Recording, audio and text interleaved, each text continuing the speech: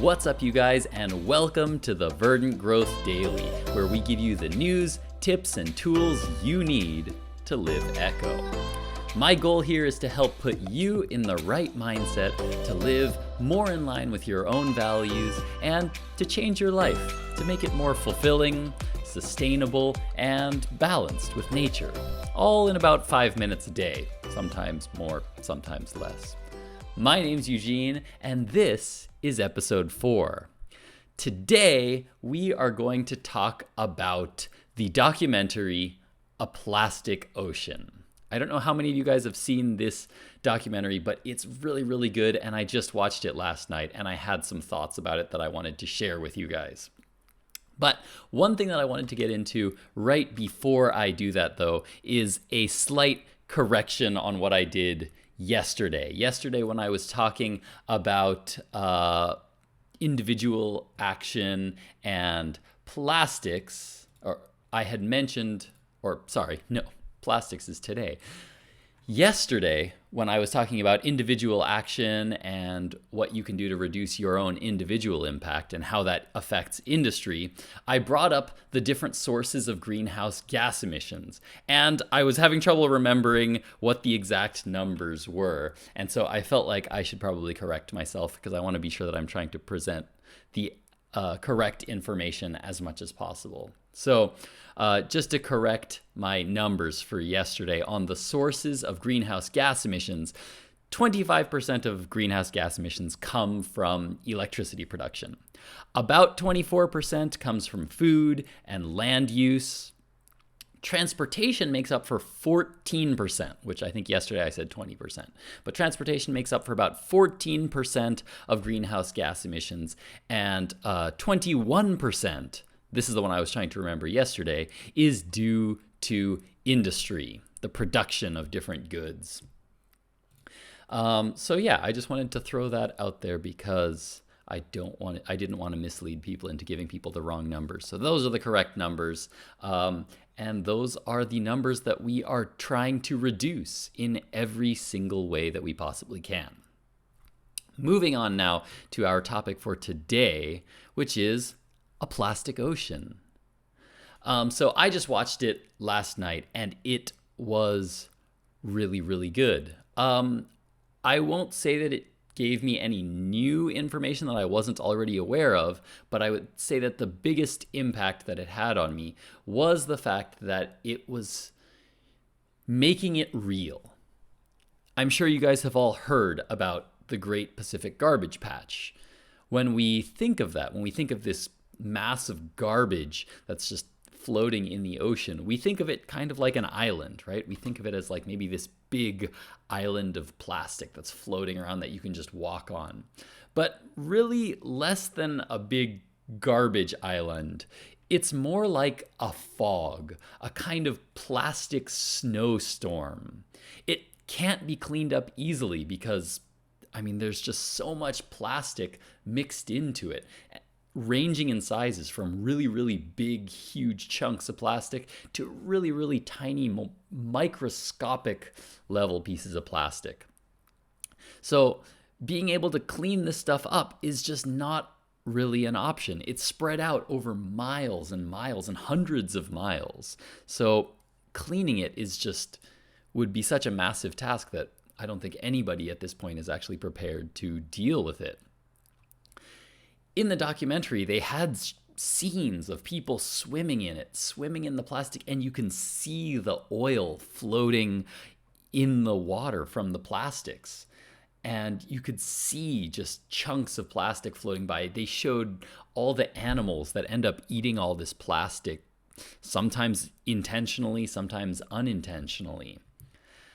They had scenes where plastic was being removed from dead birds' stomachs. There were a collection of baby birds that had been fed by their mothers all of this fish, which was all just full of tiny microplastics. And these little birds, they end up with entire stomachs full of plastic. And before they're even given a chance to get to adulthood, they just die on the beach because in some of the cases, they had these massive pieces of plastic in their stomach. And this wasn't just one or two birds. This was a lot of birds.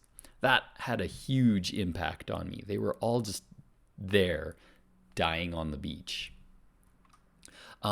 They also showed scenes of the waves and waves of plastic that are washing up on the shores of places in Southeast Asia, places like the Philippines and Tuvalu, places that they don't have a lot of ways of dealing with this plastic. Like, they are not as technologically advanced as some other countries, and they don't have any ways of clearing these plastic. This plastic just washes up, literally tons and tons of plastic every single day. Even if you could clean up the plastic, it would just return the next day. It's so much plastic that they have no way to deal with that. What a lot of people end up doing is that they end up using it almost like a resource. Many of them are using it for cooking. They end up burning the plastic to cook food with.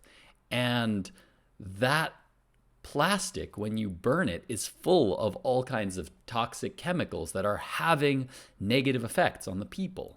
I mean, cancer, just to name one, but it's also affecting birth rates and many other health problems. It's a huge problem there. So this documentary really showed me the reality of what plastics can do, not just to the ocean and to the animals and to the ecosystem, but to people as well. It made me think that every time I throw away a piece of plastic, there is a chance that that is what's going to happen to it.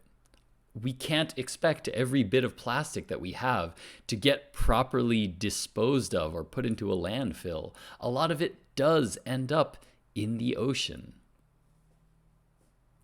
Once it's there, it just continues to break into smaller and smaller and smaller pieces because it doesn't biodegrade on any kind of reasonable time scale, right?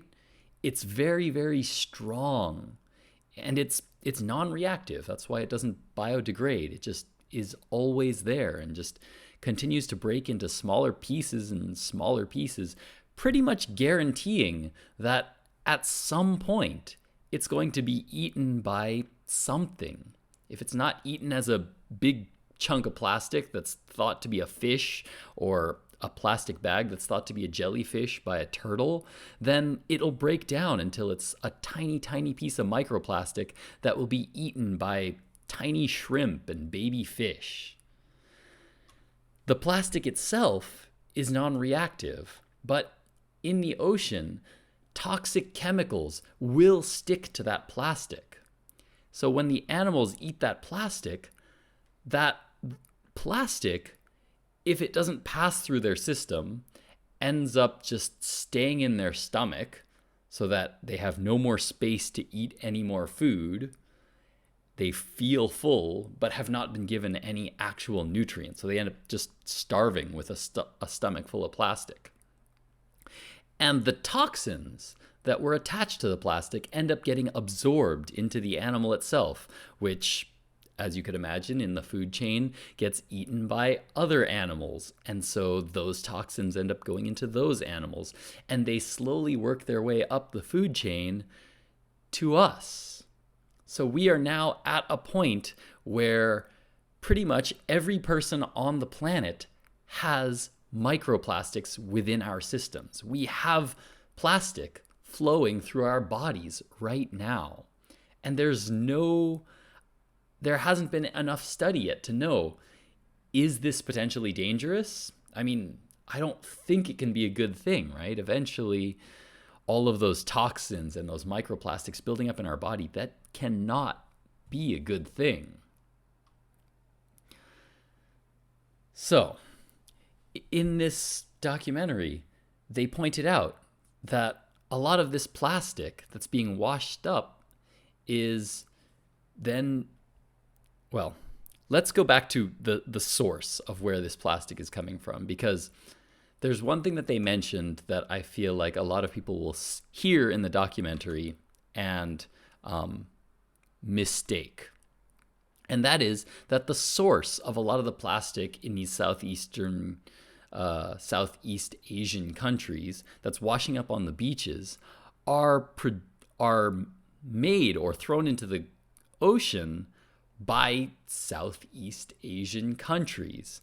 So it sounds like they are creating their own problem. It sounds like they are littering their own countries. But where does the plastic come from that they are throwing away?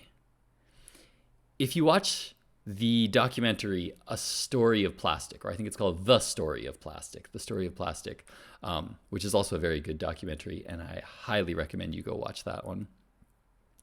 In that documentary, they talked about how a lot of the plastic waste that we're seeing throughout Southeast Asia is coming from Western countries or China, right? Chinese companies or American companies are targeting Southeast Asian countries as places to sell more plastic products. Those people are less educated than Americans are on average and don't have the awareness of how bad plastic can be for the environment. So they are completely being sold on these plastic products that are easy, convenient, cheap, and they're not realizing that this is going to have an effect on their own environment. They're not making the connections yet in many cases, or in other cases, they're just been given no other option by these companies. These companies come in and basically put a monopoly on entire markets, so that the only way you can buy specific products are if you buy them from these American companies who are packaging these things with plastic because they want to, well, because I guess I don't want to go too deep into the connections of where it's coming from, but the oil industry is at the base of all plastic production. All plastic is created from fossil fuels. And so the oil industry also wants to get their hands on any profits they can from food, from toys, from any possible place they can get money for their plastic products. They want to get it. So they are supporting these companies. They are providing plastic at even cheaper rates to these companies so that they can push more plastic out into the environment and into consumers' hands. Plastic is a huge, huge problem. It's a problem that you can see now, not just in the oceans, but everywhere you go. I'm sure you guys can go for a walk right now and probably see a ton of plastic just outside littered on the street. Trying to get rid of all of that by going out into the ocean and trying to pick up trash, or trying to go out onto the beaches and pick up trash, it's a good thing. It's not going to hurt us at all.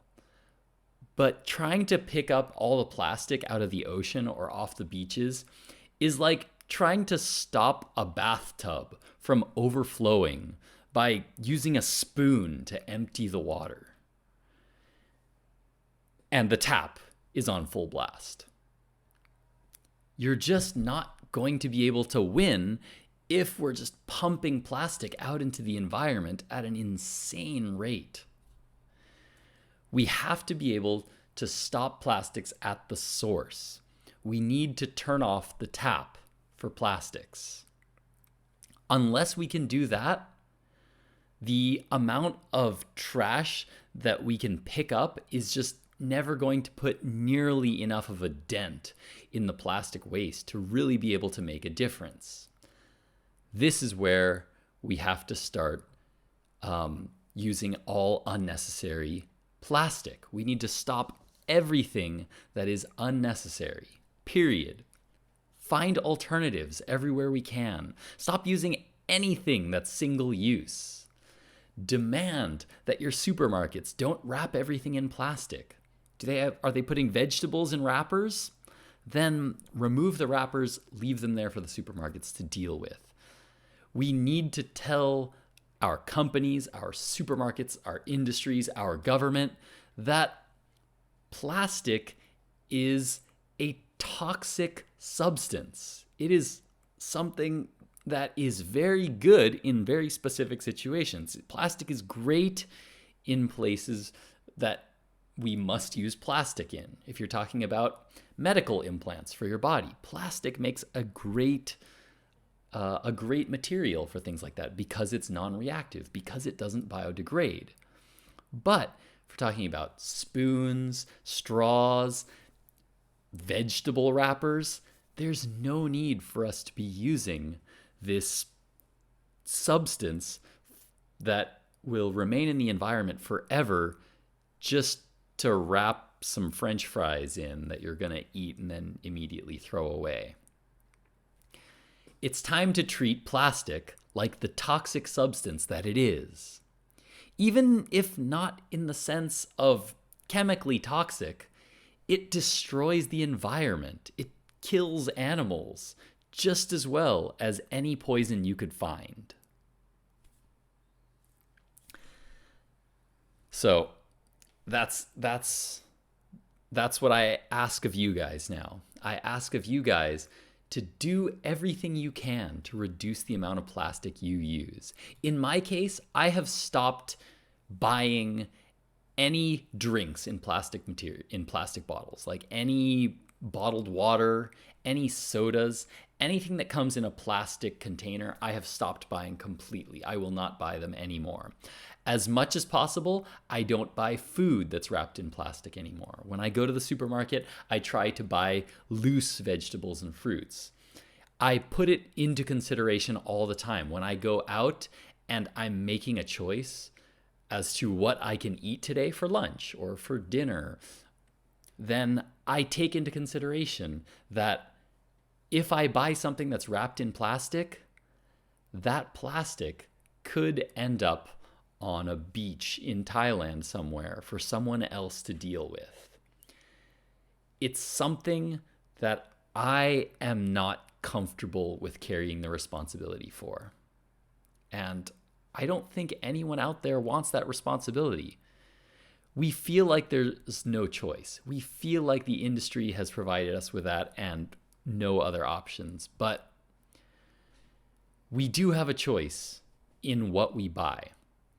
And if we are loud enough, and if we can tell enough people, and if we can let them know that we don't want our products wrapped in plastic, the industry will respond. They will respond.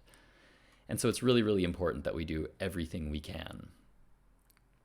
I have a lot to say about plastic, as you guys can tell. I think I've already gone on now for almost 10 or 15 minutes now. I have so much that I want to say about plastic, and there's so much more.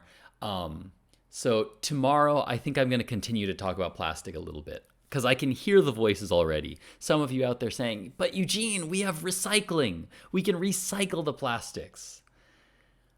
Tomorrow, what I want to talk to you guys about is why plastic recycling is a myth. That is what I will leave you guys with. So tomorrow, make sure to tune in tomorrow as we talk about plastic recycling and why there has never really been such a thing as plastic recycling. Thanks for watching and listening, guys. If you want to come and interact with me live, then be sure to subscribe to my channel on YouTube. I still don't have a set schedule, so be sure to hit the notification bell, and that'll tell you when I go live. Be sure to find me on social media, on all the different platforms like Twitter, Facebook, and Instagram. All of those links are down in the description box or on the screen. So I really appreciate everybody tuning in. I'm finally starting to feel a little bit comfortable doing this. Thank you guys so much for tuning in. Eugene and Verdant Growth, out.